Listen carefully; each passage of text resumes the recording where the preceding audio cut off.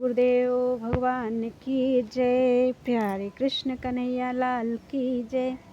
श्रीमद् वाल्मीकि रामायण द्वितीय खंड का उत्तरकांड चल रहा है और आज है 33वां सर्ग, 33वां सर्ग। पुलस्त जी का रावण को अर्जुन की कैद से छुटकारा दिलाना।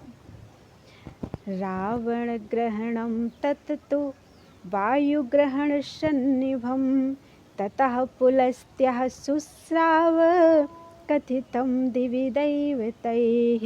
रावण को पकड़ लेना वायु को पकड़ने के समान था। धीरे धीरे यह बात स्वर्ग में देवताओं के मुख से पुलस्त जी ने सुनी। यद्यपि वे महर्षि महान धैर्यशाली थे तो भी संतान के प्रति होने वाले स्नेह के कारण कृपा परवश हो गए और महेशमती नरेश से मिलने के लिए भूतल पर चले आए। उनका वेग वायु के समान था और गति मन के समान थी। वे ब्रह्मर्षि वायुपथ का आश्रय लेकर माहिष्मतीपुरी में आ पहुँचे।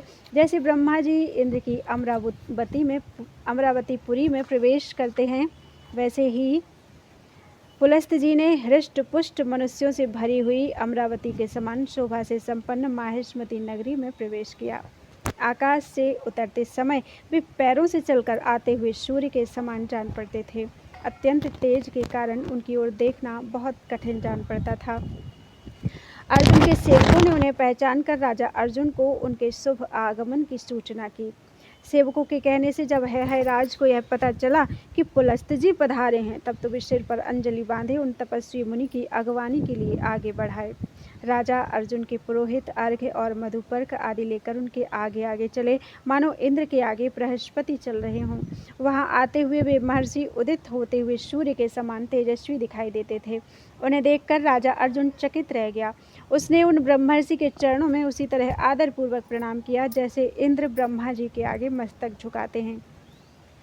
ब्रह्मर्षि को पाद्य अर्घ्य मधुपर्क और गौ समर्पित करके राजाधिराज अर्जुन ने हर्ष गदगद वाणी में पुलस्त जी से कहा, द्विजेंद्र, आपका दर्शन परम दुर्लभ है, तथापि आज मैं आपके दर्शन का सुख उठा रहा हूँ। इस प्रकार यहाँ पधारकर आपने इस माहिष्मतीपुरी को अमरावतीपुरी के समान गौरवशालिनी बना दिया। देव, आज मैं आपके देववंद्य चरणों की वंदना कर रहा हूँ, अतः आज ही मैं वास्तव में सकुशल हूँ। आज मेरा व्रत निर्विघ्न पूर्ण हो गया, आज ही मेरा जन्म सफल हुआ और तपस्या भी सार्थक हो गई। ब्रह्मन, यह राज्य, ये स्त्री पुत्र और हम सब लोग आपके ही हैं। आप आज्ञा दीजिए, हम आपकी क्या सेवा करें। तब पुलस्त जी राज अर्जुन के धर्म, अग्नि और पुत्रों का कुशल समाचार पूछकर उससे इस प्रकार बोले। पूर्ण चंद्रमा के समान मनोहर मुख वाले कमल नयन नरेश, तुम्हारे बल की कहीं तुलना नहीं है, क्योंकि तुमने 10 ग्रीव को जीत लिया, जिसके भय से समुद्र और वायु भी चंचलता छोड़कर सेवा में उपस्थित होते हैं। उस मेरे रण दुर्जय पौत्र को तुमने संग्राम में बांध लिया। ऐसा करके तुम मेरे इस बच्चे का यश पी गए और सर्वत्र अपने नाम का ढिंढोरा पीट दिया। बस अब मेरे कहने से तुम दशानन को छोड़ दो, यह तुमसे मेरी याचना है। पुलस्त जी की इस आज्ञा को शिरोधार्य करके अर्जुन ने इसके विपरीत कोई बात नहीं कही। उस राजाधिराज ने बड़ी प्रसन्नता के साथ राक्षसराज रावण को बंधन से मुक्त कर दिया। उस देवद्रोही राक्षस को बंधन मुक्त करके अर्जुन ने दिव्य आभूषण, माला और वस्त्रों से उसका पूजन किया और अग्नि को साक्षी बनाकर उसके साथ ऐसी मित्रता का संबंध स्थापित किया जिसके द्वारा किसी की हिंसा न हो। अर्थात उन दोनों ने यह प्रतिज्ञा की कि हम लोग अपनी मैत्री का उपयोग दूसरे प्राणियों की हिंसा में नहीं करेंगे। इसके बाद ब्रह्मपुत्र पुलस्त जी को प्रणाम करके राजा अर्जुन अपने घर को लौट आया। इस प्रकार अर्जुन द्वारा आतिथ्य सत्कार करके छोड़े गए प्रतापी राक्षस राज रावण को पुलस्त जी ने हृदय से लगा लिया, परंतु वह पराजय के कारण लज्जित ही रहा। 10 ग्रीव को छुड़ाकर ब्रह्मा जी के पुत्र मुनिवर पुलस्त जी पुनः ब्रह्मलोक को चले गए। इस प्रकार रावण को कार्तवीर्य अर्जुन के हाथ से पराजित होना पड़ा और फिर पुलस्त जी के कहने से उस महाबली राक्षस को छुटकारा मिला था। रघुकुल नंदन, इस प्रकार संसार में बलवान से बलवान वीर पड़े हुए हैं, अतः जो अपना कल्याण चाहे उसे दूसरे की अवहेलना नहीं करनी चाहिए। सहस्त्रबाहु की मैत्री पाकर राक्षसों का राजा रावण पुनः घमंड से भरकर सारी पृथ्वी पर विचरने और नरेशों का संहार करने लगा। इत्यार्षे श्रीमद् रामायणे वाल्मीकि आदि काव्य उत्तरकांडे त्रयस्त्रिंशः सर्गा।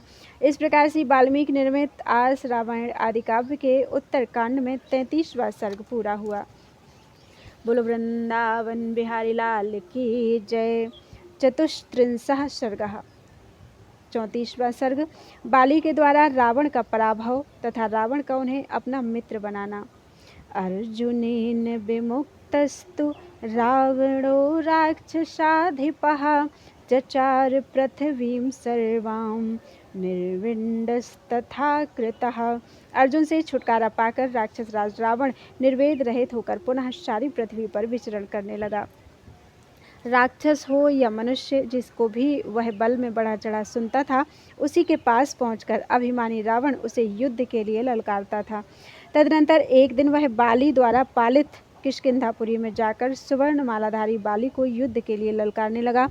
उस समय युद्ध की इच्छा से आए हुए रावण से बाली के मंत्री तारा के पिता सुसेन तथा युवराज अंगद एवं सुग्रीव ने कहा, राक्षस राज, इस समय बाली तो बाहर गए हुए हैं, वे ही आपकी जोड़ के हो सकते हैं, दूसरा कौन बानर आपके सामने ठहर सकता है। रावण चारों समुद्रों से संध्योपासन करके बाली अब आते ही होंगे, आप 2 घड़ी ठहर जाइए। राजन देखिए, ये जो शंख के समान उज्ज्वल हड्डियों के ढेर लग रहे हैं, ये बाली के साथ युद्ध की इच्छा से आए हुए आप जैसे वीरों के ही हैं। वानर राज, बाली के तेज से ही इनका सब का अंत हुआ है।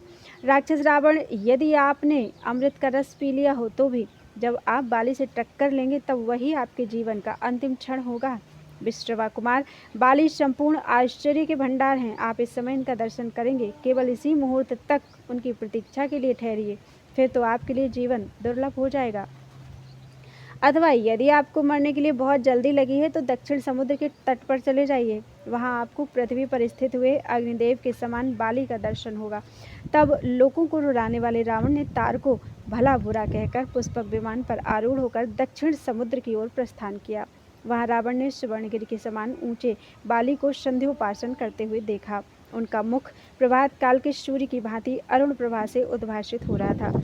उन्हें देखकर काजल के समान काला रावण पुष्पक से उतर पड़ा और बाली को पकड़ने के लिए जल्दी जल्दी उनकी ओर बढ़ने लगा। उस समय वह अपने पैरों की आहट नहीं होने देता था। दैव योग से बाली ने भी रावण को देख लिया, किंतु वे उसके पापपूर्ण अभिप्राय को जानकर भी घबराए नहीं।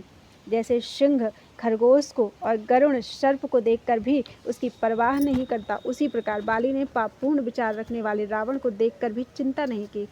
उन्होंने यह निश्चय कर लिया था कि जब पापात्मा रावण मुझे पकड़ने की इच्छा से निकट आएगा, तब मैं इसे कांख में दबाकर लटका लूँगा और इसे लिए दिए शेष 3 महासागरों पर भी हो आऊँगा।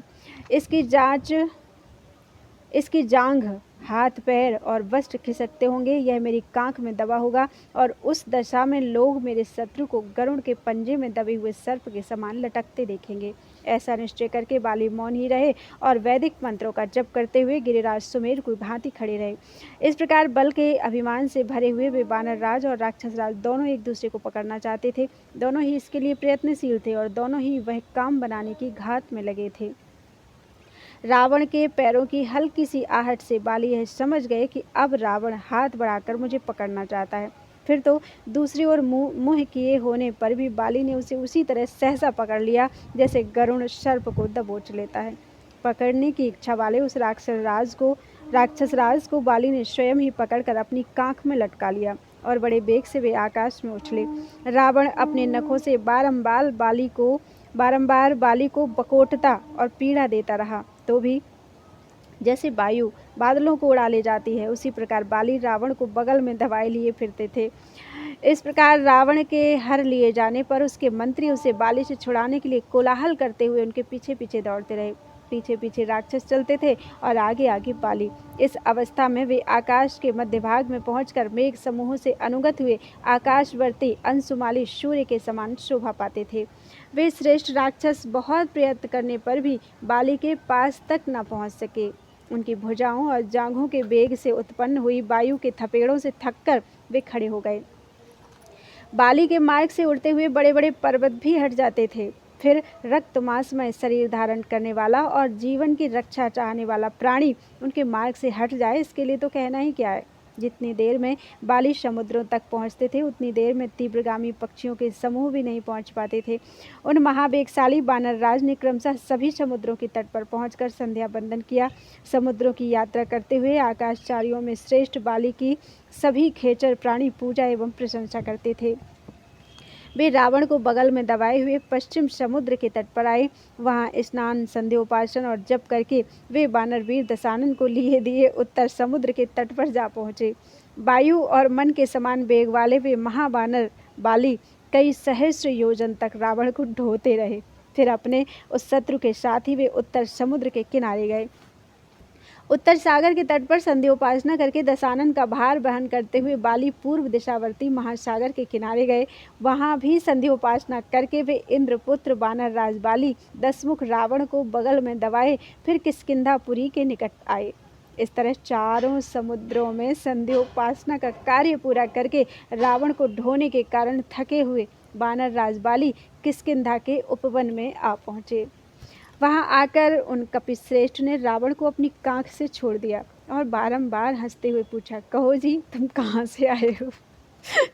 रावण की आंखें श्रम के कारण चंचल हो रही थीं। बाली के इस अद्भुत पराक्रम को देखकर उसे महान आश्चर्य हुआ और उस राक्षस राज ने उन बानर राज से इस प्रकार कहा, महेंद्र के समान पराक्रमी बानरेंद्र, मैं राक्षसेंद्र रावण हूँ और युद्ध करने की इच्छा से यहाँ आया था।